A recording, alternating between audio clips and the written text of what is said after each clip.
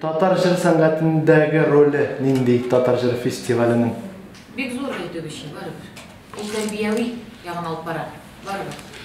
Һәм шуны әйтергә кирәк, чишенәме, киенәме, бар матур итеп кабул итәргә кирәк, тырышырга кирәк, матур итеп чишендерергә, матур итеп киендерергә, анысы да бар.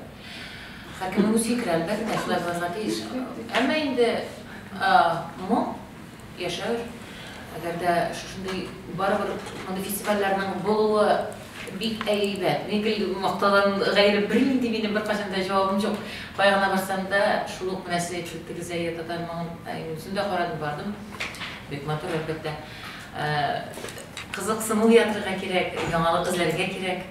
Әлбәттә безнең инде үзебезнең тамырларыбыздан аерылмаска кирәк. Аерылмыйбыз инде. Аерылмыйлар, эзләнәләр. Бу эзләнү бит инде барыбер эстрада фестивале булса да барыбер анда үзебезнең моңнарыбызга төшелеп барыбер тапшырыла җырлар. Заявкалар килгән безнең башка илләрдән, башка татар диаспораларыннан.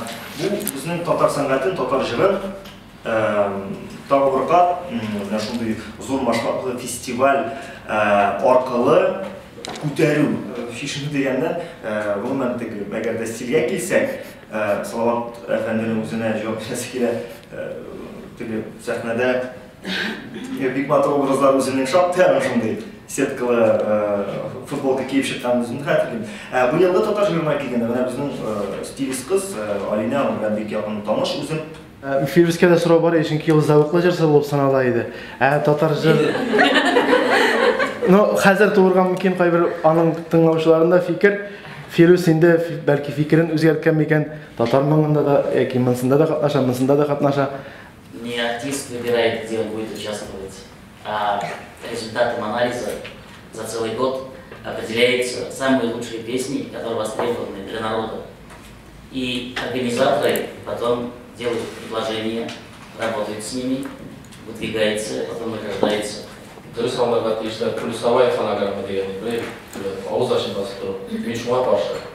Жыршының, һәр кішінің әлбәттә үз тәрбиясы бар, сәхнәгә чыга, шишенәме, киенәме, миңа калса кешенең үзеннән тора. Әгәр дә сине мәҗбүри рәвештә шишендермәкче булалар икән, син борылда кит инде. Шишенмә, ник шишенеп торасың? Бу һәр артистның үзеннән тора монысы. Татар моңында да, татар җырында да катнашуым, ул татар моңы миңа калса безнең ата-бабабыздан калган алтын мирасны саклау. Татар җыры ул яңа матур җырлар белән, яңа сулыш өреп киләсе менә буңга шушыны җиткерү. Миңа калса мин икесендә дә катнашам, икесендә дә теләп катнашам. Һәм сәхнәгә чыгыр алдыннан нинди киенү һәм җырлау мин бер вакытта да плюска җырламам, һәр вакыт минус дип әйтәбез инде. Ул тере тавышка җырлыйм. Шуңа күрә мин үзем өчен җавап бирә алам һәр вакытта да. Кемнәрдер бер фольклорга зурыган ясыймы, кемнәрдер халык моңын ясый. Безнең эстрада җыр фестивале. Ягъни без эстрададан менә быел популяр булган кешеләрне бүләклибез. Менә быел актуаль булган җырларны эзлибез. Шишенү һәм кычкыру дигәнгә фикерең. Эстрада ул шишенү һәм кычкырумы әллә? Төрлечә шул салада кеш үзе дә бит безнең фестивальдә катнаша, шуңа күрә. Ансын аңардан конкурентрак сорап бетерергә кирәк. Ну, из года в год я не видела раздетых каких-то артистов голых, полуобнаженных. Все они целомудренны, в любом случае они проходят через стилистов прошлых проектов. Я думаю, что такого никто бы не допустил. Все уместно, все логично.